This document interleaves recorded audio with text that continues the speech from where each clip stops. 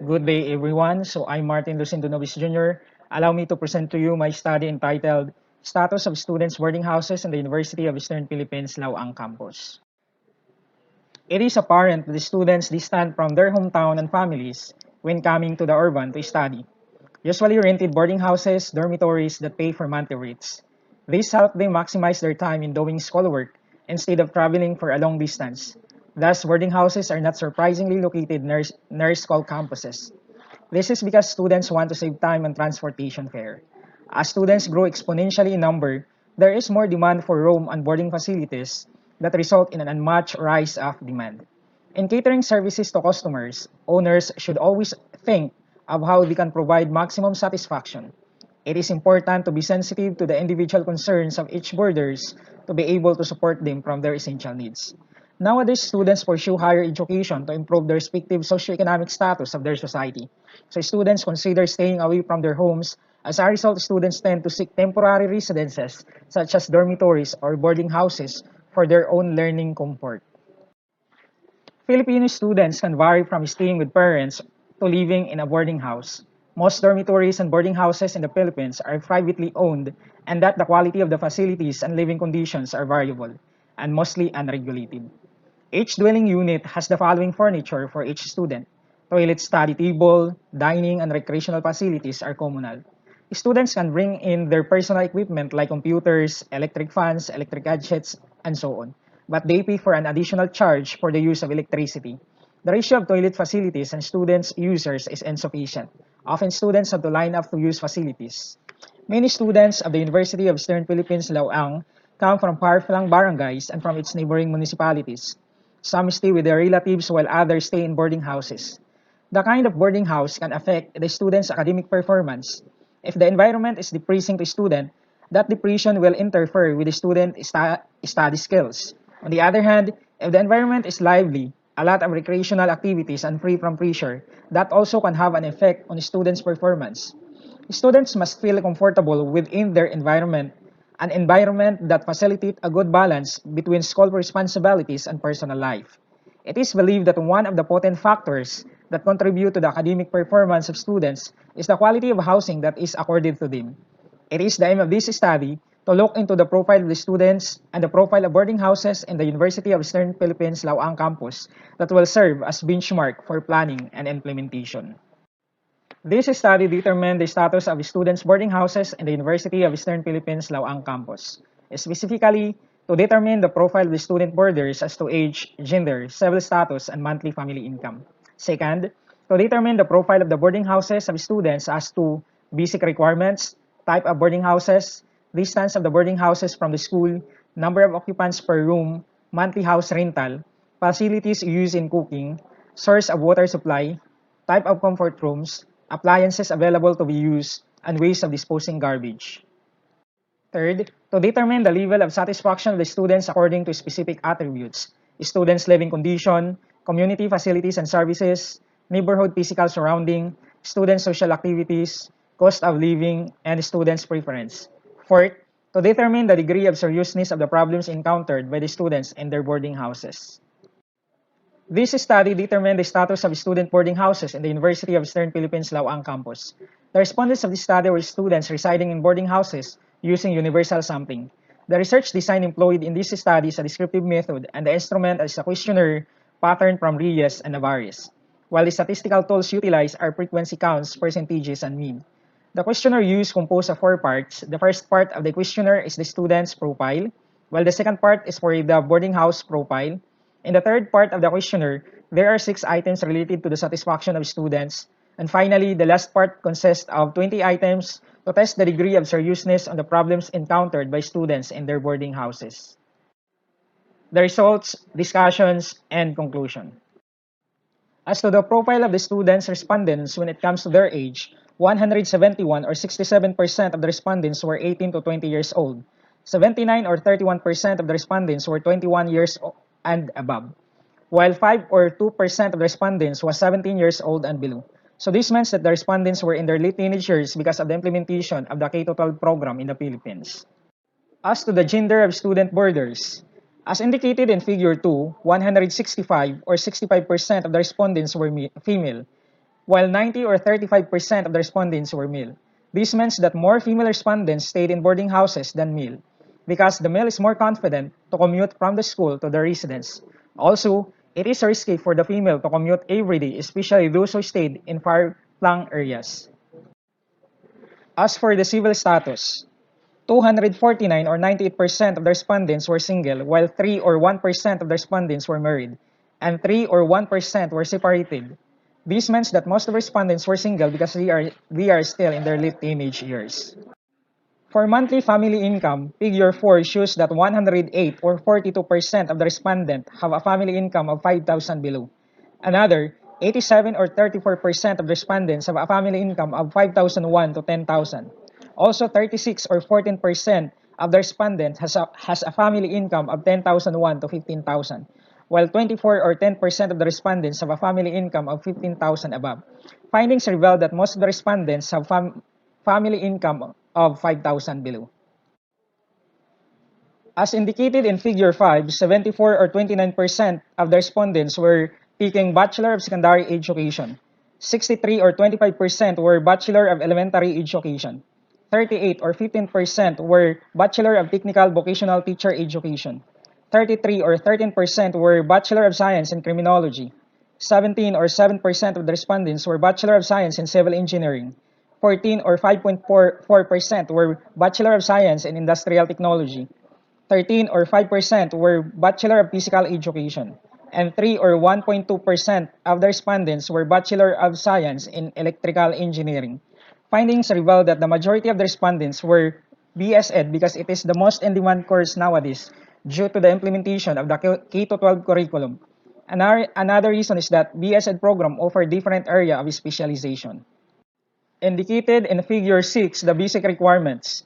15 out of 48 or 31.25% of the boarding houses have a building permit, fire safety clearance, sanitary permit, and zoning clearance.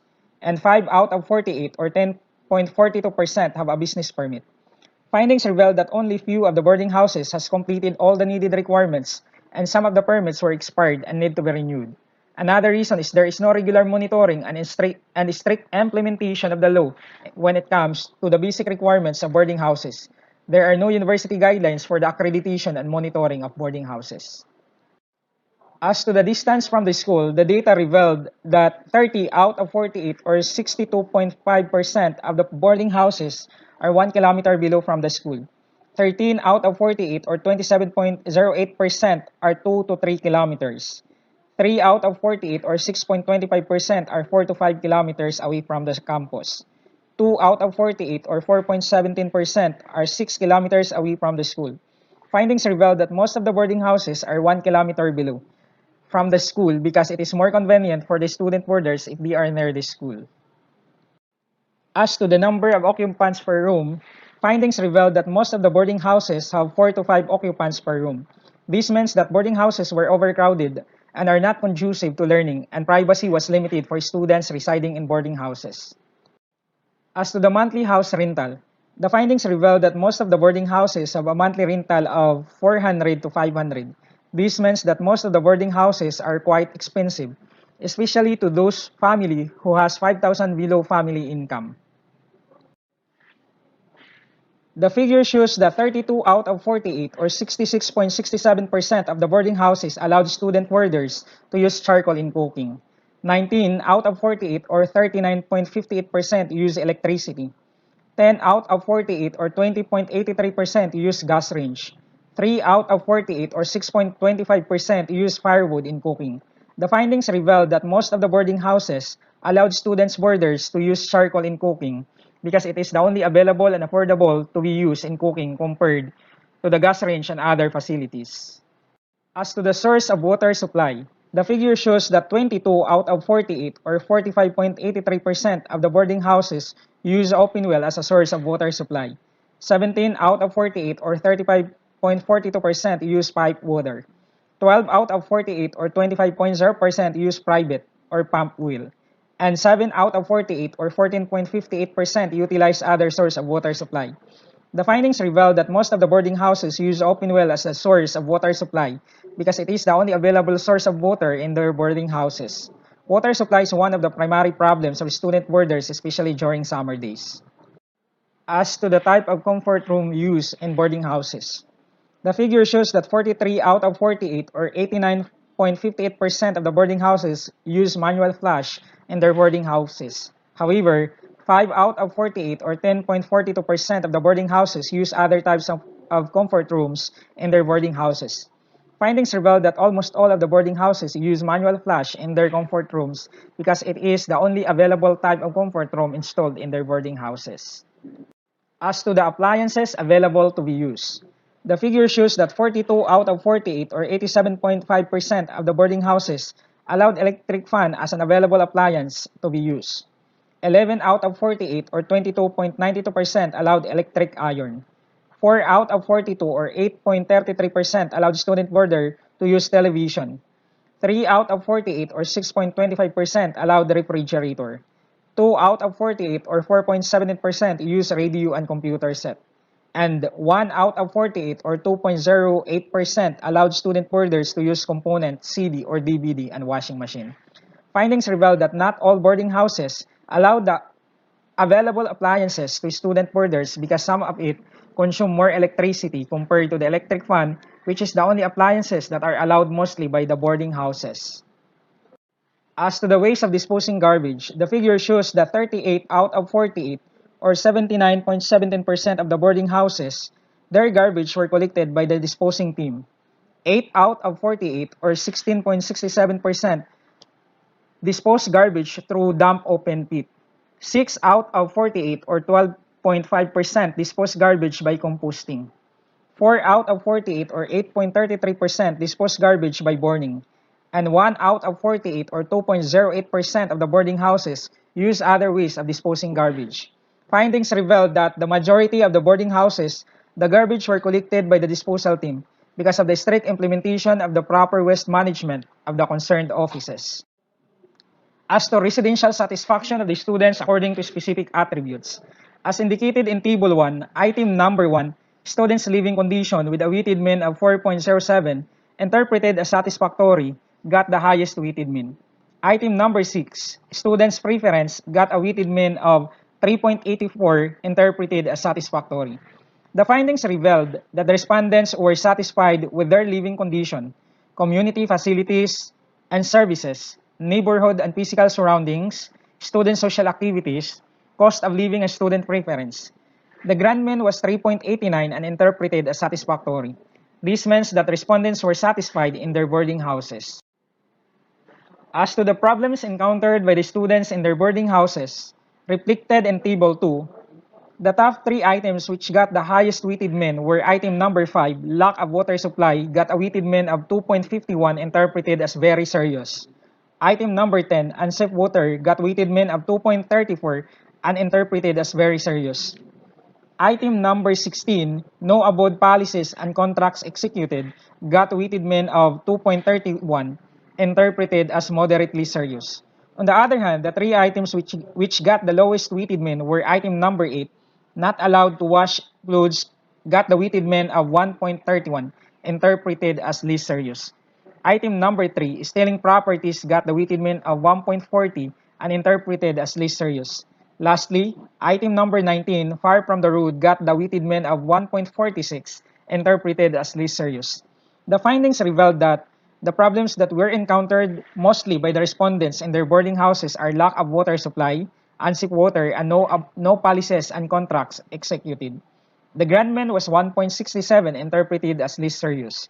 This means that the respondents experienced least serious problems in their boarding houses but encountered very serious problems when it comes to water supply in different boarding houses. Based on the findings of this study, the following recommendations were formulated. Number 1, owners of boarding houses should provide enough and safe water supply for student boarders. Second, owners of boarding houses should formulate and implement concrete abode policies, rules, and regulation. Third, owners of boarding houses should convert their boarding house into commercial type where comfort rooms and bathrooms for male and females are separated. Fourth, owners of boarding houses should orient and encourage their boarders to maintain proper waste disposal. Owners of boarding houses should comply all the basic and necessary requirements. Formulate Committee on Boarding Houses on accrediting and monitoring of boarding houses. Formulation and execution of MOA between the school and the LGU in accrediting boarding houses. Regular monitoring and evaluation of boarding houses. And another study may be conducted on the effects of student satisfaction on their boarding houses to their academic performance. And these are my references. Maraming salamat and thank you very much.